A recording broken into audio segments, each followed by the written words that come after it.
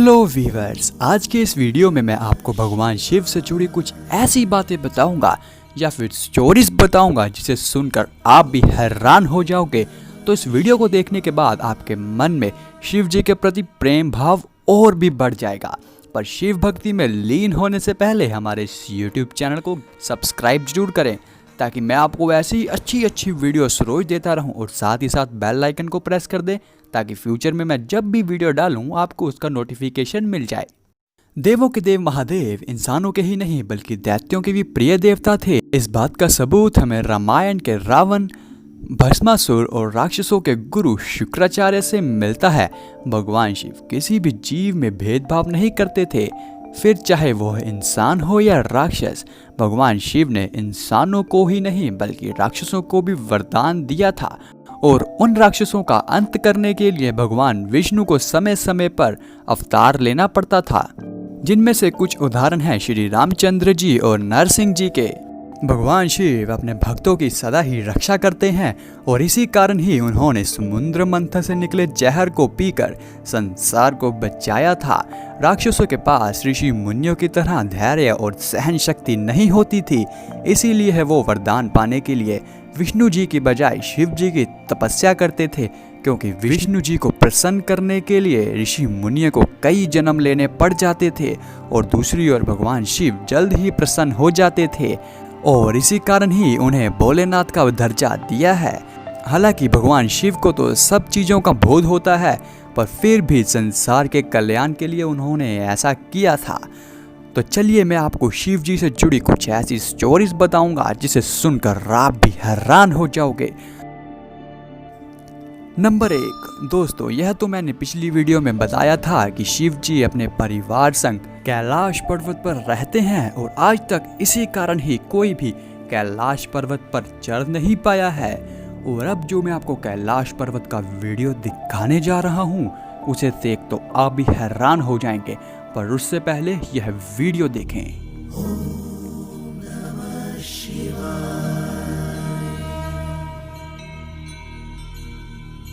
ओम नमः शिवाय। शायद से आपको कुछ समझ नहीं आया होगा, तो इसलिए पहले यह शिव जी और पार्वती जी की तस्वीर देखिए।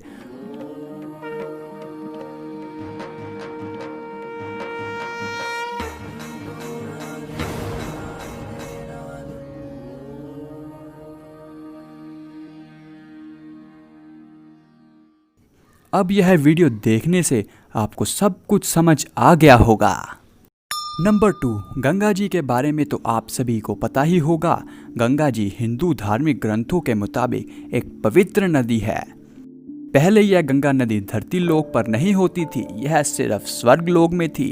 पर फिर इस विष्णुपदी गंगा नदी को स्वर्ग लोक से धरती लोक लाने के लिए राजा सागर, अंशुमन, दिलीप और भागीरथ जी ने तपस्या की, जिसमें 4 पीढ़ियां लग गई, और तब जाकर भगवान विष्णु प्रसन्न हुए और यह गंगा नदी स्वर्ग लोक से धरती लोक पर आ गई। गंगा नदी के वेग से होने वाली हानि को रोकने के लिए भागीरथ ने कुछ साल तक शिव जी की तपस्या की, और भगवान शिव प्रसन्न हुए, और उसके बाद से उन्होंने गंगा नदी को अपनी जटाओं में समा लिया था और एक धारा के रूप में धरती के कल्याण के लिए बहा दिया था, और तभी से यह नदी पृथ्वी लोक पर ही है। गंगा नदी का एक यह भी तथ्य है कि इस नदी का पानी चाहे कितने भी दिन पड़ा रहे, उसमें कभी भी मक्खी, मच्छर या कीड़े मकोड़े नहीं पनपते हैं, जिसका पता आज तक वैज्ञानिक भी नहीं लगा पाए हैं कि ऐसा कैसे होता है। गंगा नदी के इस पवित्र गुण के कारण ही इन्हें पूजा जाता है। नंबर 3, आज के जमाने में शिव जी के परम भक्त अघोरी बाबा माने जाते हैं। यह अघोरी भी शिव जी की तरह ही भस्म अपने शरीर पर लगाते हैं और शमशान में रहते हैं। अघोरी आधी जली डेड बॉडीज को खाकर ही अपना जीवन व्यतीत करते हैं। यह अक्सर हमें ऋषिकेश और काशी जैसी शिव की प्रिय जगहों पर देखने को मिलते हैं। अगर आप चाहते हैं कि मैं इन पर एक वीडियो बनाऊं तो मुझे कमेंट में जय शिव शंकर जरूर लिखकर भेजें। नंबर 4, यह स्टोरी शुरू करने से पहले ही मैं दावा कर सकता हूँ कि यह स्टोरी आपके मन में शिव के प्रति भक्ति भाव को कई गुना बढ़ा देगी। तो इसलिए पहले वीडियो को लाइक करें और चैनल को सब्सक्राइब जरूर करें। यह स्टोरी एक सच्ची घटना है जो कि भारत के किसी गांव में बीती थी।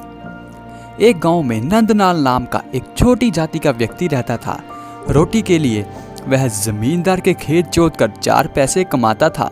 वह बचपन से ही अपने आप को शिव के साथ आध्यात्मिक रूप से जुड़ा हुआ समझता था। उसकी माता उसे बचपन से ही शिव की कहानियां सुनाया करती थी और जिस कारण वह शिव से मिलना चाहता था और उनके दर्शन करना चाहता था, पर एक छोटी जाति का होने के कारण उन्हें किसी भी मंदिर में जाने की अनुमति नहीं थी। जैसे जैसे वह बड़ा हुआ, उनका शिव के प्रति लगाव और बढ़ता गया, पर उनके जीवन में उनका कोई भी हक नहीं था।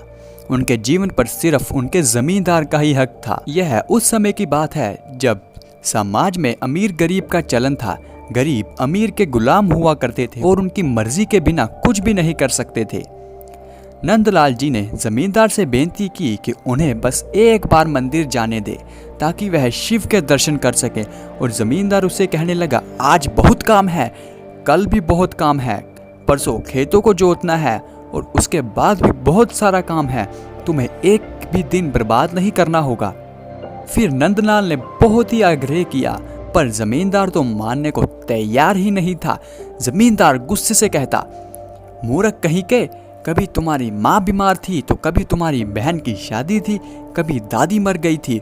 हर बार तुम्हें कई बहाने बनाए हैं जिसके कारण सारा काम रुका पड़ा है। आज तुम्हें मंदिर जाना है। तभी नंदलाल ने उत्सुकता से कहा कि मैं आज सारा काम खत्म कर लूंगा और फिर कल मंदिर जाऊंगा और एक ही दिन में वापस आ जाऊंगा। और जमींदार ने हाँ कर दिया, पर अब उसके सामने 40 एकड़ खेत थे जिसे उसे एक दिन में ही जोतना था, पर आधा दिन खत्म हो चुका था। एक दिन में 40 एकड़ खेत जोतना नामुमकिन काम था और वह भी ये बात जानता था और इसी कारण ही खेतों को छोड़ वह घर चला गया। उसके मन में मंदिर में जाने की बहुत भाव था और उसे मंदिर जाना ही था, चाहे जो कुछ भी हो जाए। शिव का स्मरण करते वह सो गया और जब सुबह उठा तो 40 एकड़ खेत पूरा जोता हुआ था और जिसे देख गांव वाले हैरान थे और सोच रहे थे कि नंदलाल ने एक ही रात में ऐसा कैसे कर दिया। नंदलाल खुद भी समझ नहीं पा रहा था और सभी गांव वाले उसके पैरों में आ गिरे। उस मजदूर के साथ जो भी हो रहा था उसे कुछ समझ नहीं आ रहा था और गांव वाले और जमींदार नंदलाल की जाति को भूलकर उसकी सेवा करने लगे। किसी ने उसके हाथ में चांदी के सिक्के थमा दिए तो किसी ने उसके हाथ में छड़ी थमा दी और लोग कहने लगे कि इसे मंदिर जाना ही होगा। शिव जी ने खुद इसके लिए 40 एकड़ खेत जोते हैं। और वह 25 किलोमीटर चल मंदिर पहुंचा। मंदिर पहुंचकर उसकी आंखों में आंसू आ गए, पर वह अछूत होने के कारण मंदिर के दहलीज नहीं लांघ सकता था। वह निराश होकर मंदिर के बाहर सामने ही खड़ा रहा, पर उसके बाद जो हुआ उसकी कल्पना किसी ने भी नहीं की थी। बड़ा सा नंदी जो शिव और नंदलाल के बीच आ रहा था वह एकदम से खिसक गया और साइड हो गया। पत्थर से बनी भारी भरकम नंदी की मूर्ति खिसक कर साइड हो गई। इसे देखकर गांव वाले और पुजारी एकदम से हैरान हो गए और वह मजदूर मंदिर के बाहर खड़ा हर हर महादेव चिल्लाने लगा। इस घटना के बाद से वह एक संत बन गया। नंदलाल एक छोटा सा मजदूर था जिसमें शिव के प्रति भाव इतना ज्यादा था कि शिव ने उसे खुद स्वीकार किया। जिसके भी मन में शिव के प्रति इतना ज्यादा भाव हो, भला शिव उसे कैसे नकार सकते हैं।